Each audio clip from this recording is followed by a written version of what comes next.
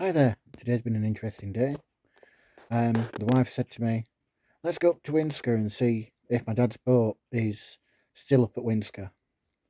Now, what a lot of you don't know is that Richard, my father-in-law, died about 5 weeks ago, maybe a bit more. But we know he used to have a sailing boat, a similar size to a graduate boat, if anybody knows anything about boats. And we went up to where I dropped the boat off in, I think, 2018, either 17 or 18, round about there. And we know he'd been a member of the sailing club. Got up there, no boat. So they said, oh, have you tried Glossop? And we're thinking, well, what's at Glossop? And they said, oh, there's a sailing club at Glossop, and it's only about 67 miles away from here. Right, okay. So we went to Glossop. They'd never heard of him. So we don't know where the boat is.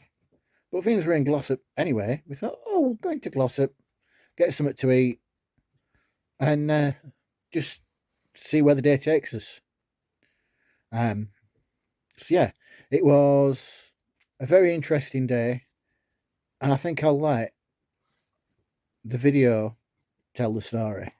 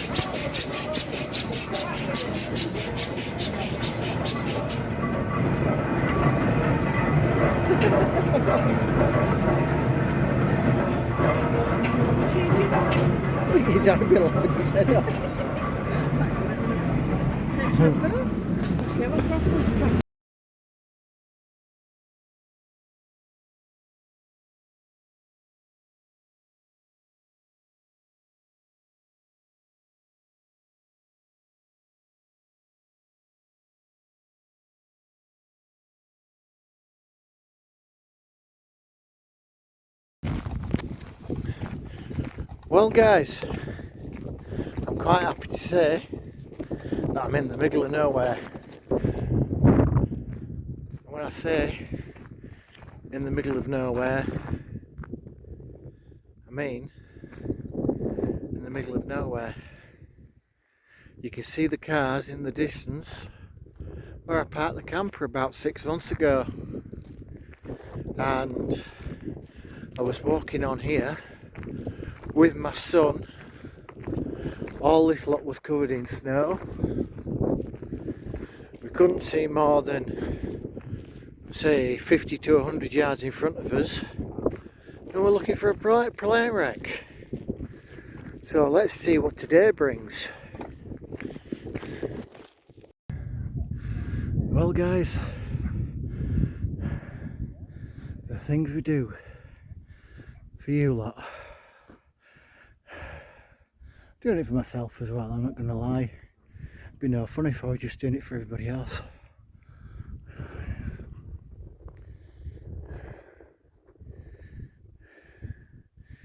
Might be able to make the cars out in the distance.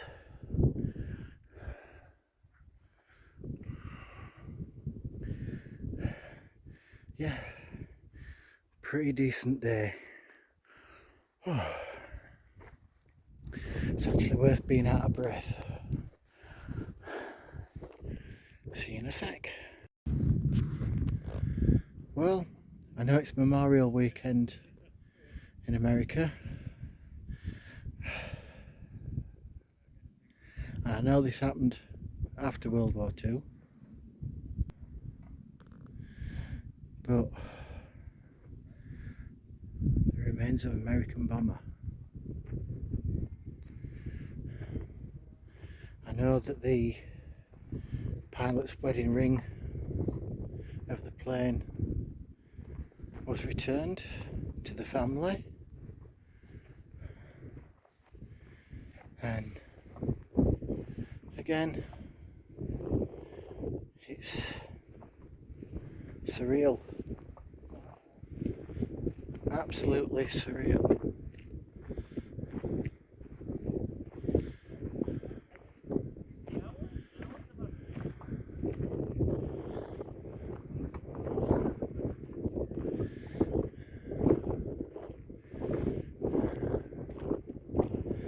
Just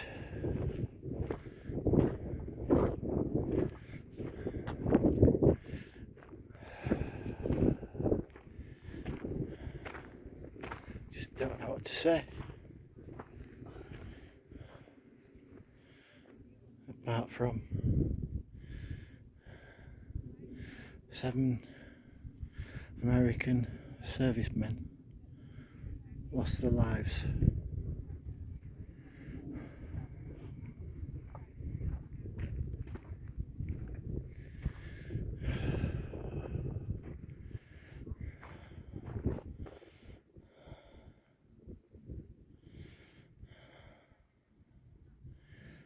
I'll give you more information when I get home.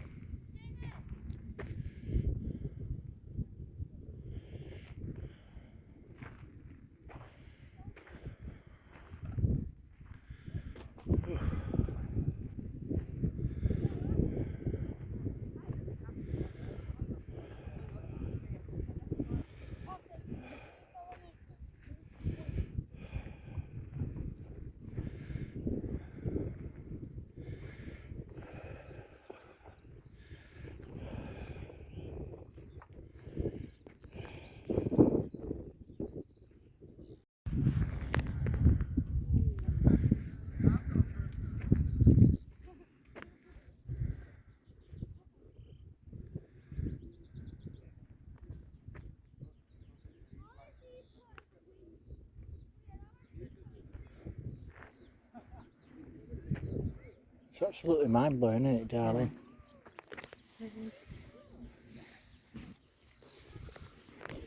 Bits of landing gear and all sorts. And we've just been talking to a family up here, and literally, you know, the highest point of the hill is only about 20 feet away. Sorry, 20 feet higher, because we've actually come down slightly, haven't we? So another 20 feet and they'd have cleared everything. Absolutely mind blown.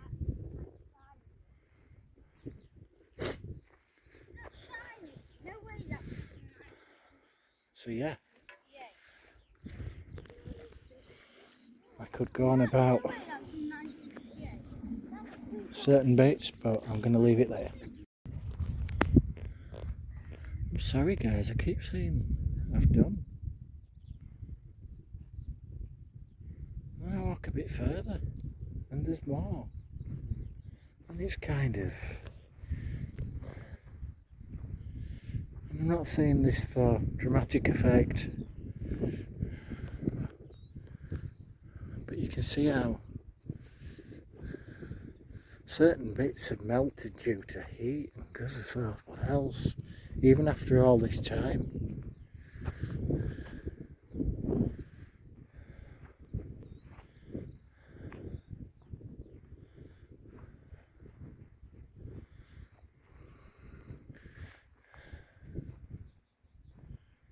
It's just everywhere.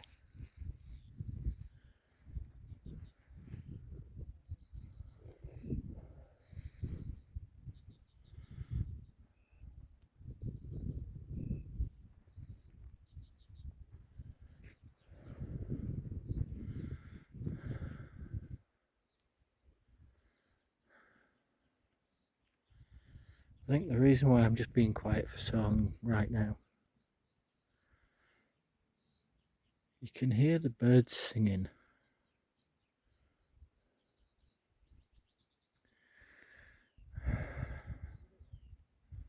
And even in a situation like this where there's just total devastation, don't get me wrong, I know the tail has been removed, and it was removed a long time ago. And I do believe the tail section is in a museum. But I think the reason why I'm being so quiet and just letting the birds sing,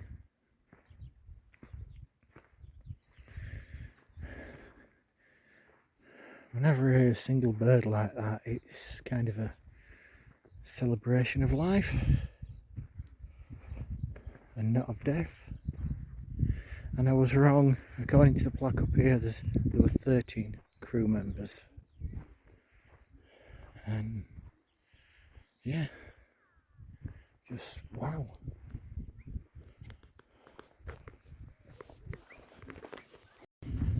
Again, even more.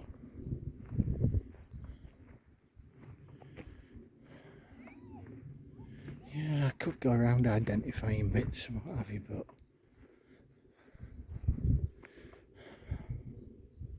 the wreckage said so much more of a better story than I ever could.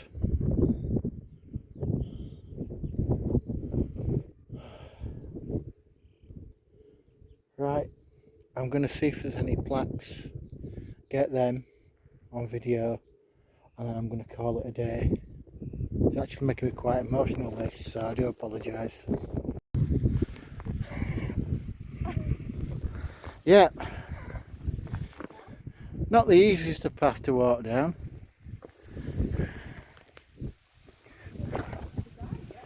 Oh no, I don't mind going up. It's falling I don't like. Say that again? I know. But nice steep path. Oh. Yeah.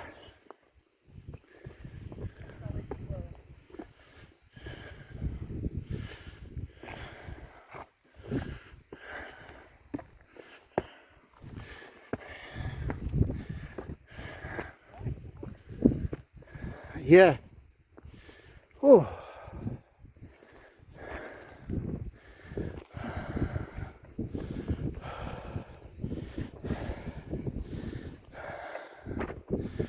Oh. Yeah, that's where we just walked up. Oh.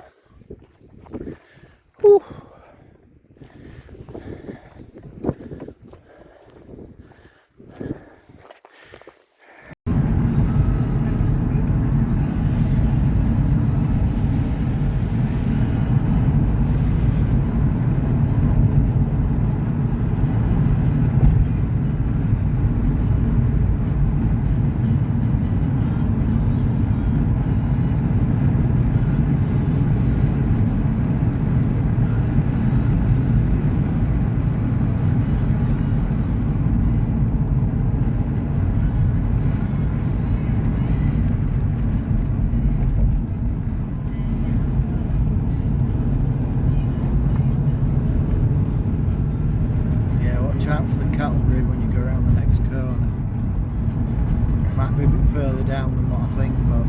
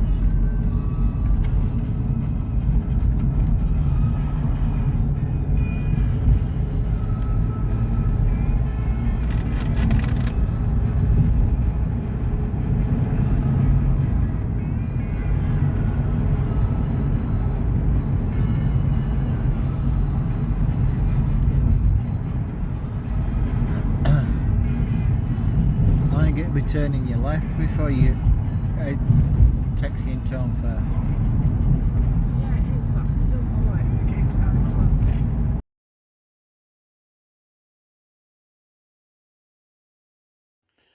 Right guys, so for me the summary of today is the plane. Now the plane was a B-29 Superfortress called Overexposed. It was originally used when it was first put into service for photography, and what I mean by that, it was an aircraft used to photograph the dropping of the atomic bomb in Bikini Atoll Lagoon on the 1st of June 1946.